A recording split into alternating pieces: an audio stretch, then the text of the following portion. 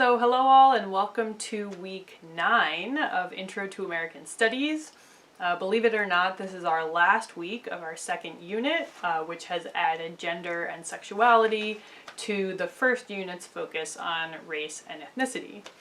So we will all take a break next week to catch our breath and process whatever happens with the election.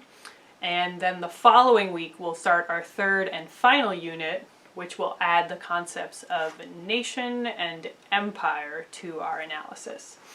So if you'd like to get a jump on that, please note that there are already 2 short introductory videos about nation and empire if you'd like to watch those at your leisure. And they're both in the Unit 3 folder on Blackboard. And I will get to posting the rest of the material for Unit 3 as soon as possible. So this week is our first reading that focuses on the experiences of people with sexualities other than sort of traditional heterosexuality, and people with gender expressions other than sort of traditional male and female,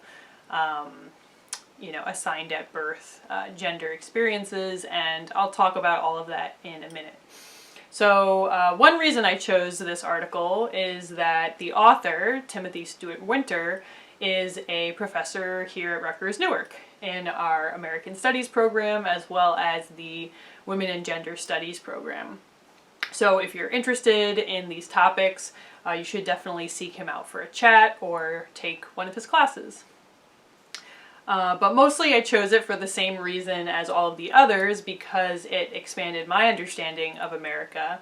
And it did so by showing how the movements for gay liberation, queer liberation more broadly, and black liberation briefly overlapped in their common fight against police brutality in the late 1960s.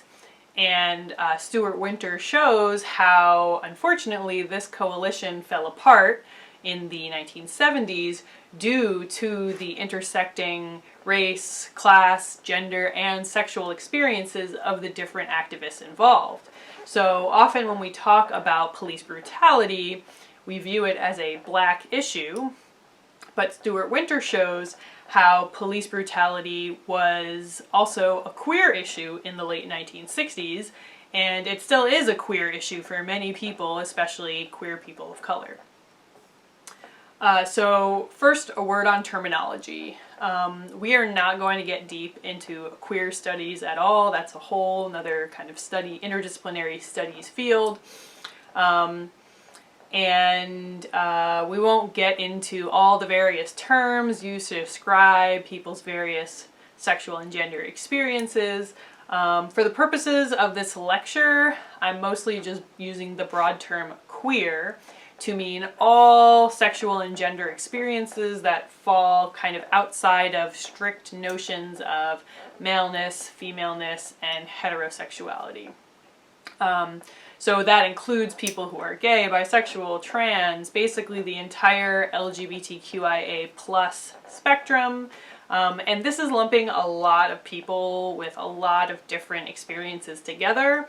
But this is how I understand Stewart-Winter to be using this term, and I think his broader point is that the police, right, in the 1960s were not distinguishing between these various experiences. They were basically persecuting anyone they felt was not expressing their gender or sexuality normally. It is true that the term queer was used as an insult for many decades. My grandmother was actually just asking me about this the other day. But somewhat in the same way that many black people have reappropriated the N-word as a positive term, many queer people have also reappropriated the term queer as a positive term. And additionally, I haven't really gotten into the distinctions between gender and sexuality. And again, for the purposes of this article, Stewart-Winter is sort of lumping them together as well. But I did notice that many of you are using them sort of interchangeably in your reflections, and I feel like it's worth explaining how they are distinct yet related concepts. So this isn't like crucial for the contents of the class, but I think worth, your knowing and considering.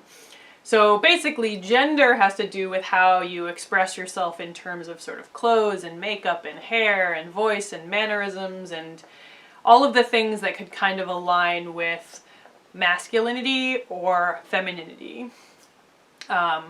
Or neither, right? Or both. Whereas sexuality has to do with who you're attracted to, right? And who you like to have sex with. So often we talk about heterosexuality, which means that you're attracted to people with the opposite gender expression as you. So masculine attracted to feminine, or feminine attracted to masculine.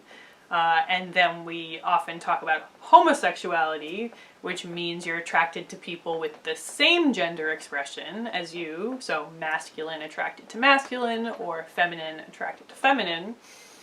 Or some people identify as bisexual, meaning they're attracted to both masculine and feminine, or other people are attracted to people who are neither masculine nor feminine, or again, both masculine and feminine.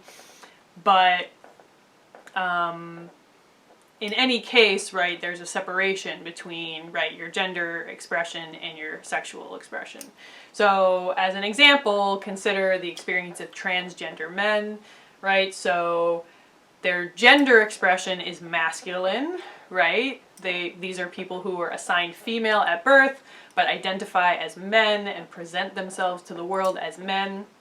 So that's their gender, right? Their gender is male, or often people will say trans male or trans masculine. But their sexuality, that has nothing to do with their sexuality, right? Their sexuality could be any of the above. Trans men could be straight, meaning they're attracted to feminine people. They could be gay, meaning they're attracted to other masculine people. They could be bisexual, or they could be something else entirely. So to reiterate, right, gender is how you express your masculinity or femininity, or both or neither. Whereas sexuality is who you're attracted to, right, and who you like to have sex with. So if you have questions about any of this, feel free to include them in your reflections or email me directly. All right, so even though I just went into the distinctions between gender and sexuality, Stewart-Winter is talking about both gender and sexuality, right, and again, kind of lumping them together into this broader concept of queerness, right? Because he's talking about how people who expressed any sort of unconventional gender or sexual preferences, or I don't even really like the idea of unconventional. Basically, any expression of gender or sexual attraction that is kind of outside of the traditional Western bounds, right? Of binary gender assigned at birth or heterosexual attraction. So that's sort of how he's using queer, right, in a broad sense. So in terms of your responses regarding intersectionality, right, it's accurate to say he's talking about both gender and sexuality. Okay, so in terms of time and place, Stewart-Winter is focusing on Chicago in the post-war era. And he explains that in the years after World War II, there were a lot of laws designed to persecute people for expressing their gender or sexuality in these more expansive, creative ways.